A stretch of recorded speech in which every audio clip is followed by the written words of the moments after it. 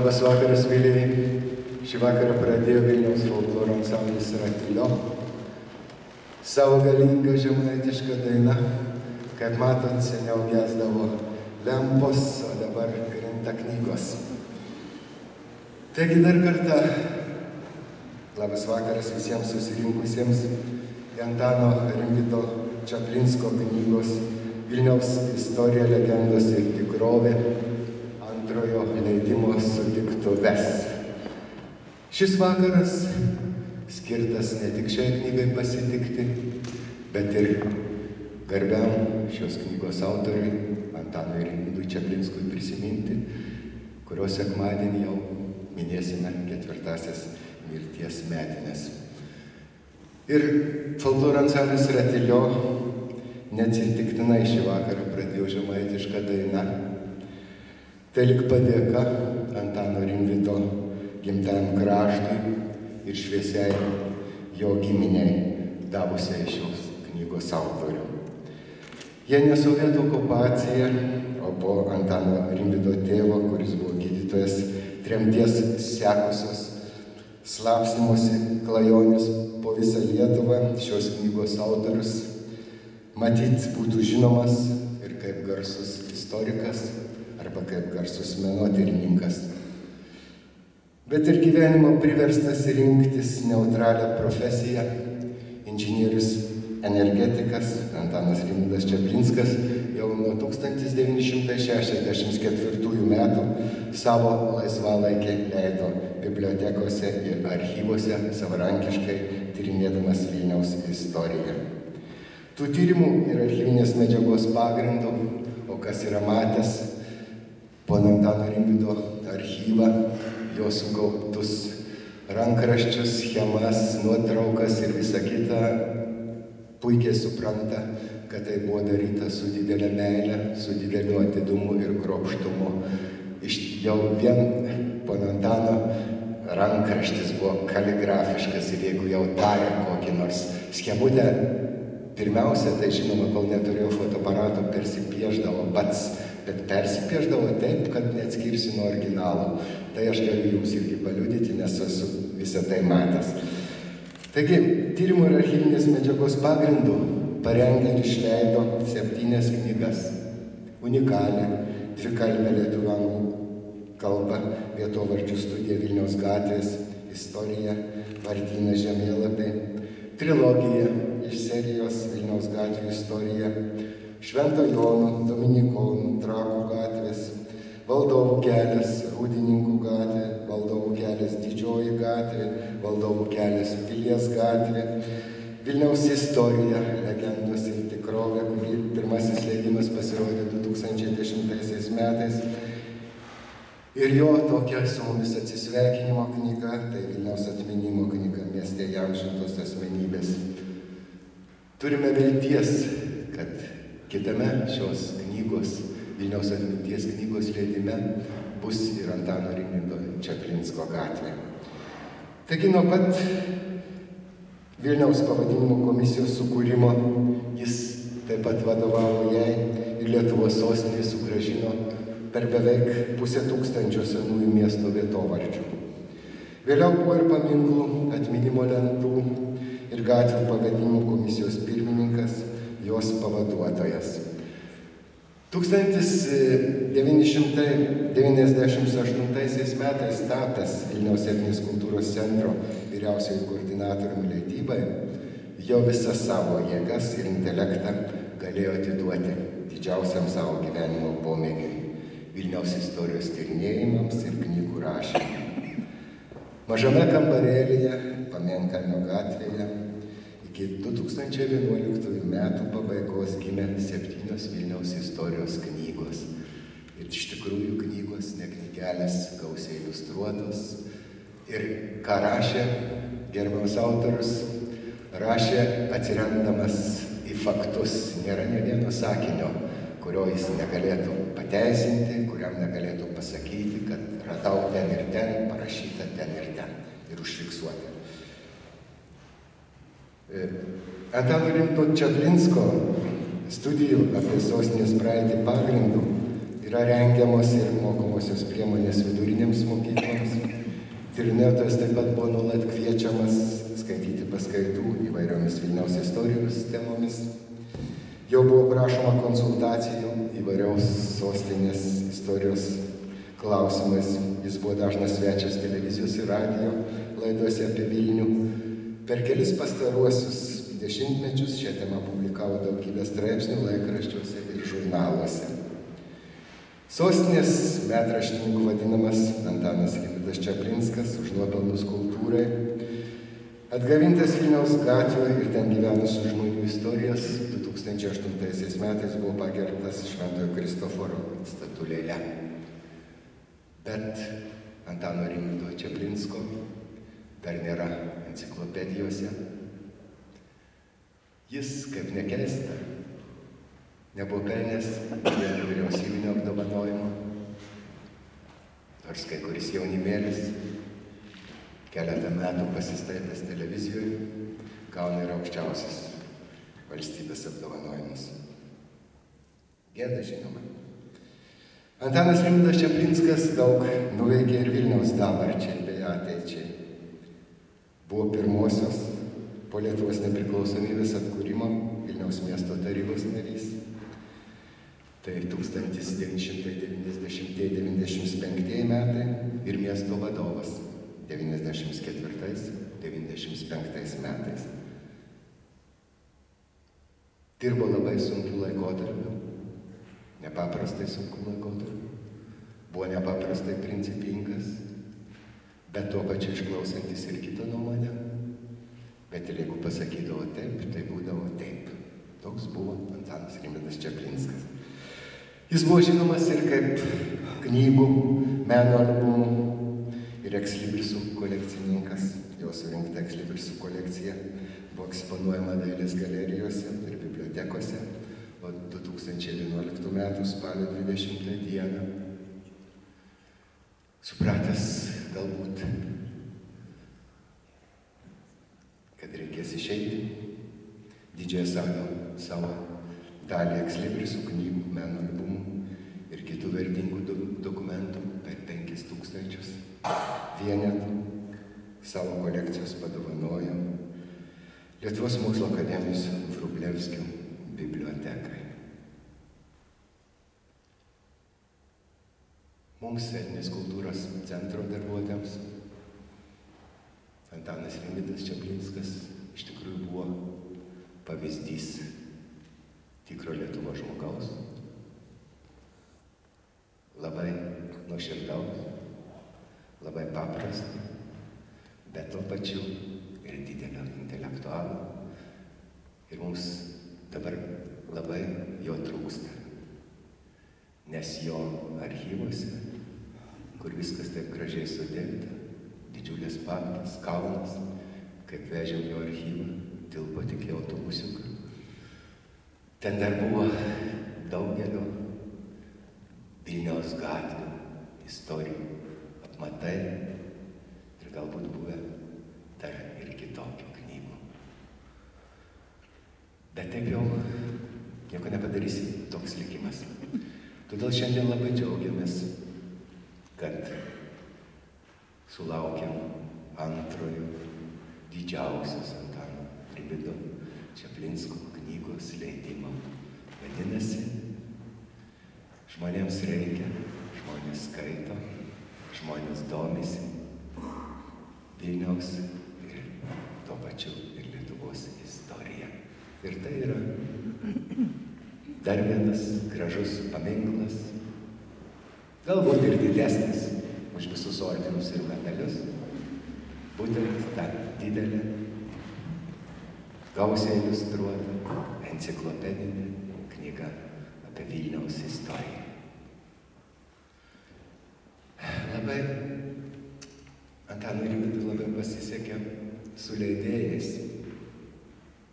Galite įsivaizduoti, mes čia prieš šitą renginį pašnekėjom su gerbiamu Sigitu Narbutu ir prisiminėm, kaip Rimvydas atvažiavo su savo pirmąją knygą į Frankfurto knygų mugę ir kaip visi Lietuvos leidėjai ėjo žiūrėti, kas čia dabar, koks čia dabar autorius, girdėjome, kad elektrikas rašo tokias knygas.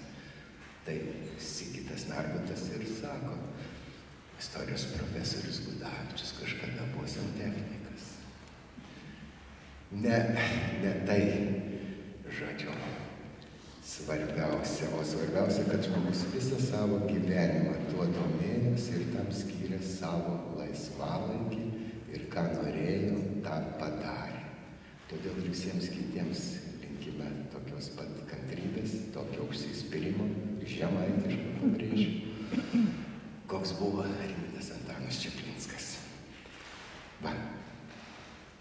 Šios knygos autoriui dar labai pasisekė ir tai, kad jis susirado savo leidėją ištikimą.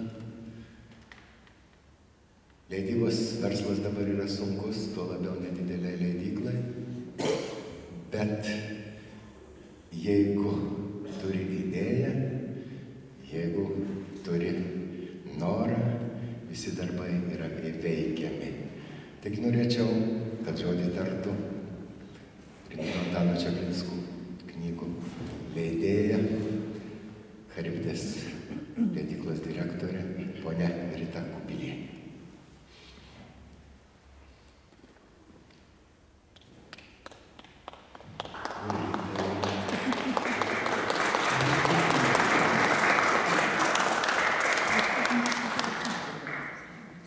Labas vakaras.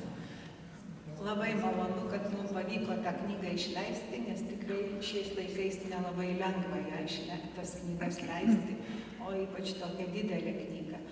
Bet jau seniai ta mintis kirbėjo, kadangi knyga pasibaigė, o žmonių dėmesys ir noras ją skaityti išliko. Mes sulaukdavom skambučių, klausimų, kada bus vėl ta knyga, daug kas norėjo dar įsigyti. Tai man atrodo, kad šitas žodis Antano Rimvydo Čaplinsko, kurį jis neša mums visiems šitoje knygoje, kad Vilnius yra ypatingas miestas ir kad jis vertas mūsų pagarbos, domėjimosi, kad mes turim išsaugoti miesto dvasią savo atminty, perduoti ateinančioms kartoms yra labai svarbus.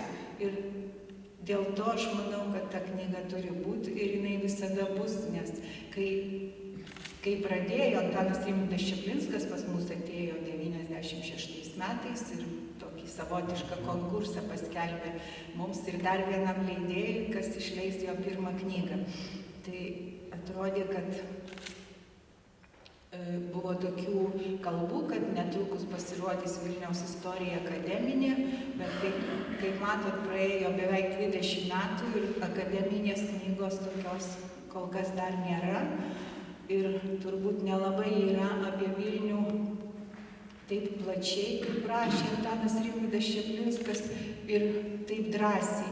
Nes iš tikrųjų gal žmogus gali surinkti arba kolektyvas gali surinkti, bet istorija yra toks dalykas, dabar jau aš galiu pasakyti, nes turiu gana didelę patirtį knygų redagavimo, skaitimo ir apskritai gyvenimiška, kad istorija yra tokia nenusakoma vienu kažkokiu apibrėžimu ir kiekvienas ją savaip traktuoja ir todėl, kol ta traktuotė pasidaro bendra, visiems priimtina arba kažkokia tradicinė, jinai irgi keičiasi ir jinai dabar po 90 metų aišku keitėsi. Mes daug ką sužinojom iš Antano Rimvydo Čaplinsko knygų apie Vilnių, ko net neįsivaizdavom, kad buvo, nes nebuvo iš kur to sužinoti.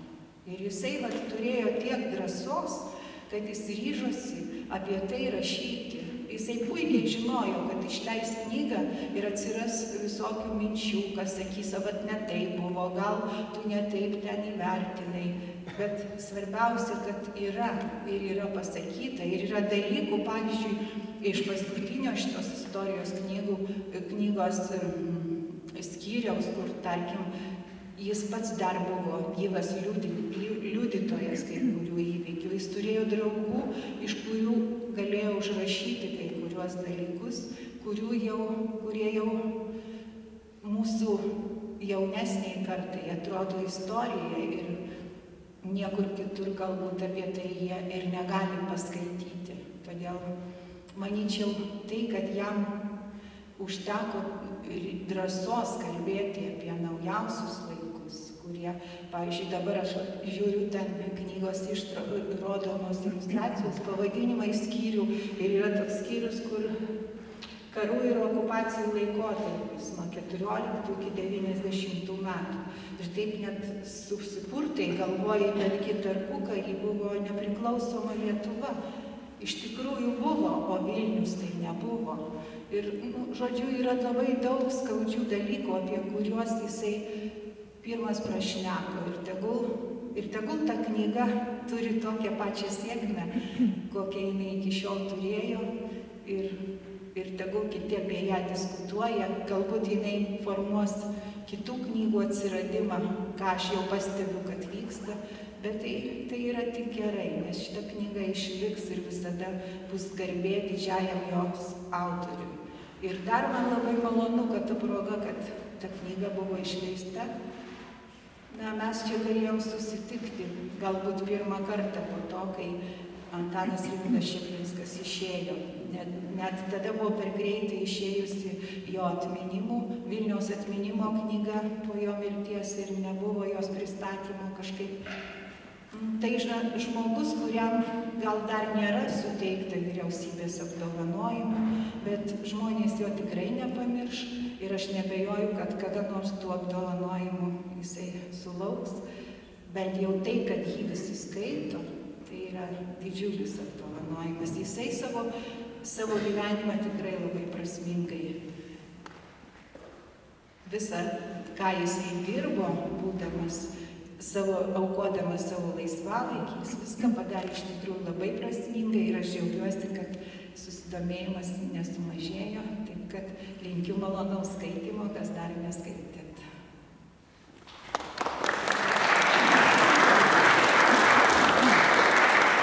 Ačiū, ponė. O dabar norėtumėm, kad žodį tartų humanitarinių mokslų daktaras, docentas, literatūros kritikas ir vertėjas, bibliografas, Vrublevskių bibliotekos direktorius Sigitas Narbutas.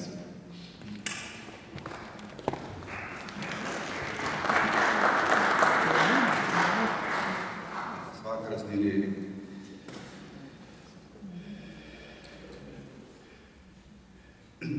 Pati mūsų gražaus pasibuvimo, minint šviesią asmenybę, Vilniaus istoriką Antaną Rimvydą Čeplinską pradžia pakišo į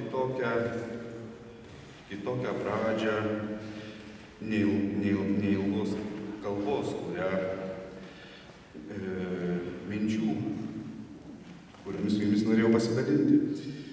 Žinote, kalbos apie premijas tokiems žmonėms, koks buvo Rimvydas, kokių mes sutinkame kiekvieną dieną savo gyvenime, nėra turbūt pats svarbiausias dalykas. Gerbiamas Stasys, mano nuolatinis pašnekovas atokalbio valandėlėmis, yra kartą gražiai pasakęs. Klausėmės, šitas vakaras gražiai prasidėjo. Radilio giesmininkai nuostabiai padainavo žemaitišką dainą. Stasys yra pasakęs, žinai, Sigitai, nuvažiuoji kur nors, kur tavęs nepažįsta, užtenka sudainuoti tokią dainą, pagroti tokį kūrinį ir visiems nereikia aiškinti, kas tu esi, ko tu esi vertas. Tai yra iš tikrųjų. Tai panašiai, manau, ir su Antanu Rimvydu Čeplinsku, su jo darbais.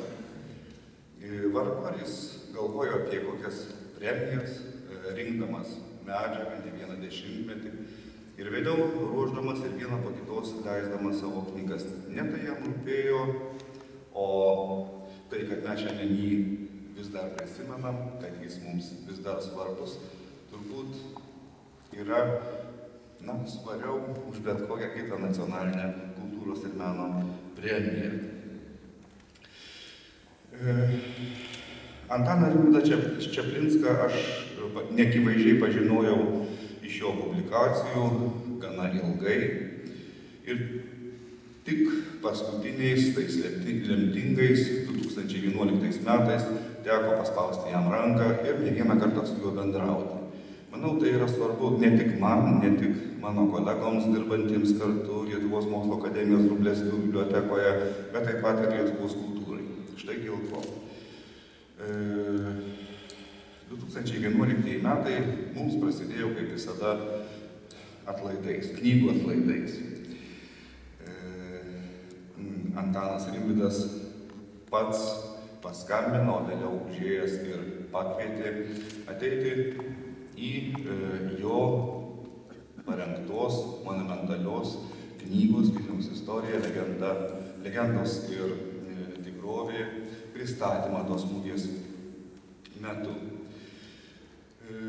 Po pristatymo jis priėjo prie manęs ir paklausė: klausyk, Sigitai, kaip tu pažiūrėtum, jei aš bibliotekai pasiūlyčiau savo ekslibrisų rinkinį? Nieko negalvodama, sakau, tai biblioteka, aišku, ir jos skaitytojai jums už tai padėkotų, manydamas, kad, tokiu atveju galėsime praturtinti ir taip turtingą savo ekslibrisų rinkinį keliomis dešimtimis smulkiosios grafikos darbelių. Antanas Rimvydas pakvietė kartu su menotyrininkė apsilankyti svetinguose savo namuose Šeškinėje. Ta mes ir padarėme 11 metų vasarą ir kai apsilankėme, atėjome, pradėjome šnekučiuotis, jis ėmė traukti vieną po kito įspūdingo dydžio ir reikšmės albumus, kuriuose buvo labai tvarkingai sudėti žymiausi Europos ekslibrisininkų darbai. Jų buvo tūkstančiai. Mano kolegė menotyrininkė ir žada bent 10 minučių prarado, matydama garsiausius darbus, garsiausias pavardes.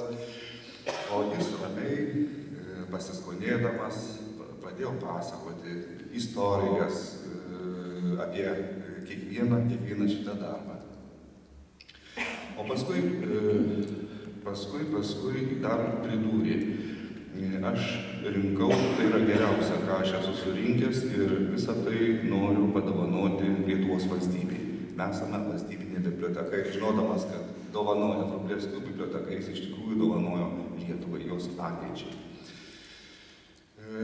Menotyrininkės akis užkliuvo už jo asmeninio knygų rinkinio, reiktų gal taip pasakyti, prašau dovanoti, ponia, už Čeplinskų asmeninės bibliotekos rinkinio, kurią sudarė rinktiniai dailės albumai, tyrimai, monografijos, studijos, parodų katalogai, besisukantis apie dailę, daugiausiai apie ekslibrisus. Tai jis pagalvojęs, paskui paskambino ir pasiūlė dar paimti ir vertingą to šeimos asmeninės bibliotekos rinkinio dalį. Priėmimo iškilmė kukli įvyko mūsų bibliotekoje 11 metų spalio 20 dieną. Į bibliotekos fondus pateko daugiau kaip 5000 rinktinių Europos geriausių meistrų sukurtų ekslibrisų ir maždaug 2000 dailės literatūros knygų.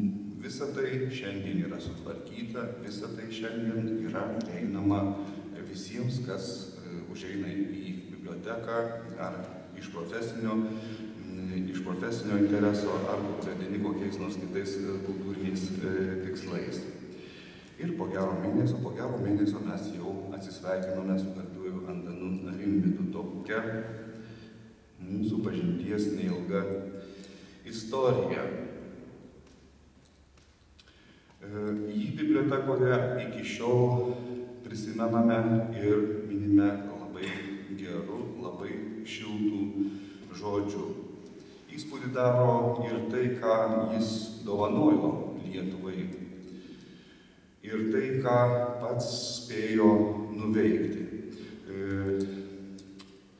Stasys labai gražiai pristatydamas šviesaus atminimo Antaną Rimvydą iš esmės išvardino pagrindinius dalykus, kuriais matyti jis ir bus pristatomas būsimuose enciklopedijų straipsniuose, kitose studijose.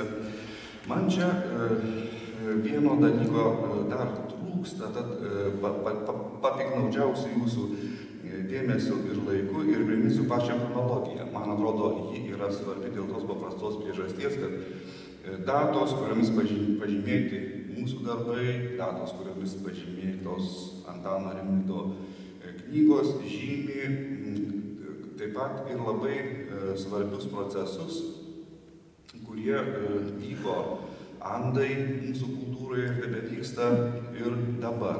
Taigi, pirmoji jo knyga Švento Jono Dominikonų Trakų gatvės išėjo 1998 metais, vadinasi, ėjo 8-ieji nepriklausomos atkurtos valstybės gyvavimo jos istorijos, kuri tegul duos Dievas ir neturės pabaigos metai. Daug tai ir mažai. Kas yra kūręs, sėdėjęs prie rankraščio, gali pasakyti ir paliudyti. Tai yra labai ir labai trumpas laikotarpis. Labai greitai atsikūrus Lietuvos nepriklausomai valstybei